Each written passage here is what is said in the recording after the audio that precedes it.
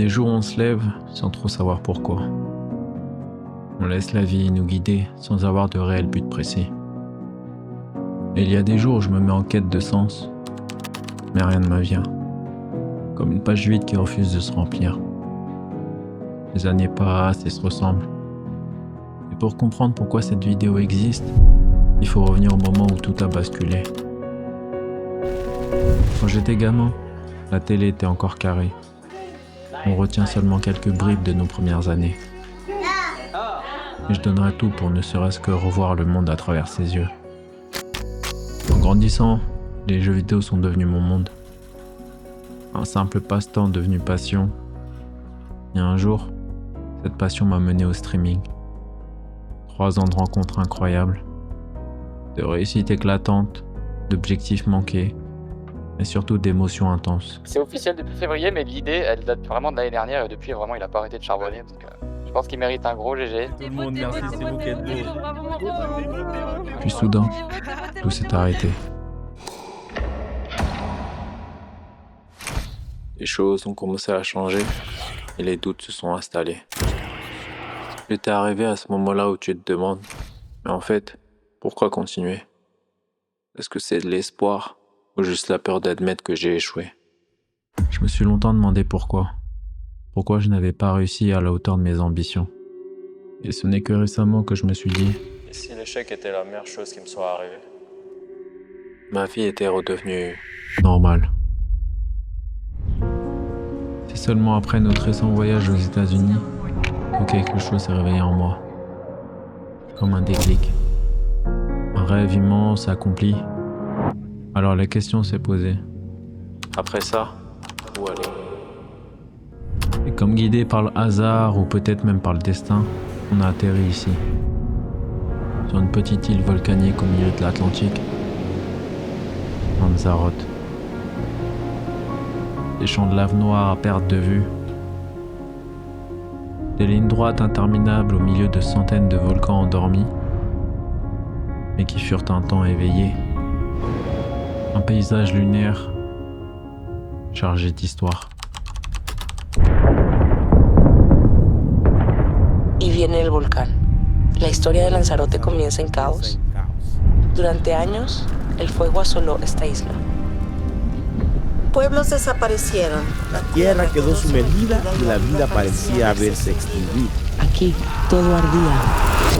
Aquí, Todo renacía. J'ai l'impression d'être sur une autre planète.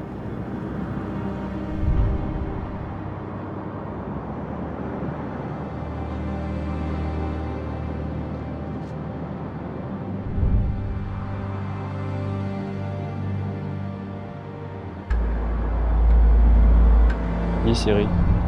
Parle-moi un peu de Lanzarote. Lanzarote est l'une des îles principales des Canaries, connue pour ses paysages volcaniques spectaculaires, où l'on peut admirer des champs de lave et des cônes volcaniques, ses plages de sable noir ou doré, et son climat doux toute l'année.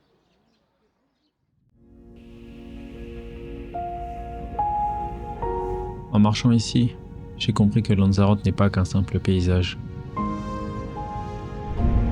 C'était comme me regarder au travers d'un miroir.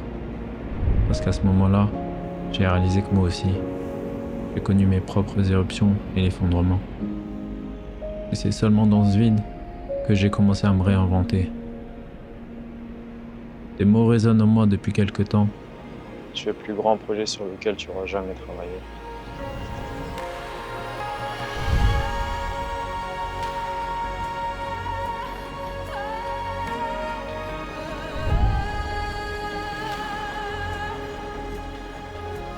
C'est pourquoi j'ai décidé de documenter ma vie en vidéo, pour me rappeler d'où je viens, pour figer les souvenirs que le temps efface. Et voici le premier épisode d'une histoire qui ne fait que commencer.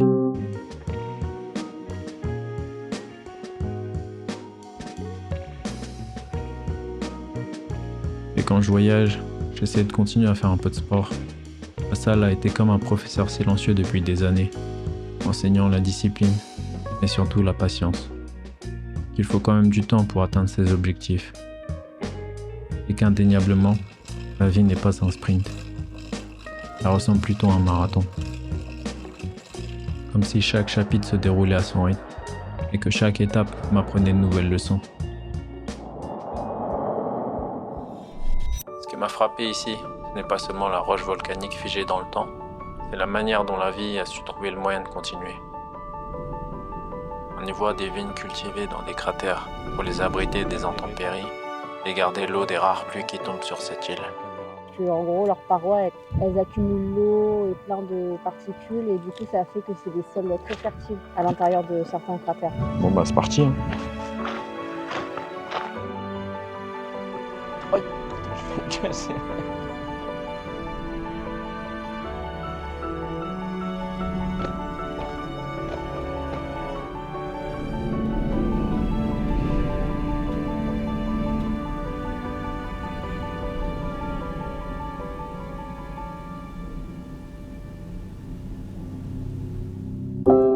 Des villages blancs qui contrastent avec cette terre noire, comme une œuvre à ciel ouvert, inspirée par la vision de César Manrique, celle d'une île où l'art et la nature ne font qu'un.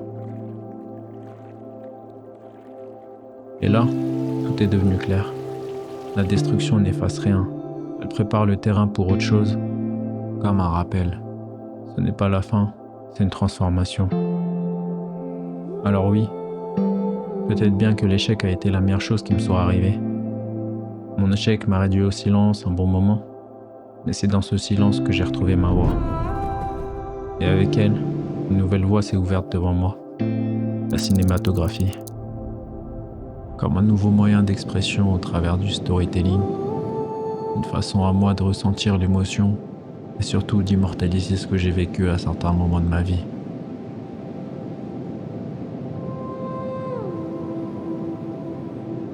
Ma question maintenant pour toi qui regarde, c'est: que feras-tu de ton prochain échec?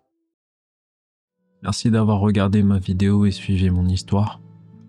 Elle est pour tous ceux qui, comme moi, ont cru qu'un échec signifiait la fin. On m'a dit un jour que rien n'arrivait au hasard.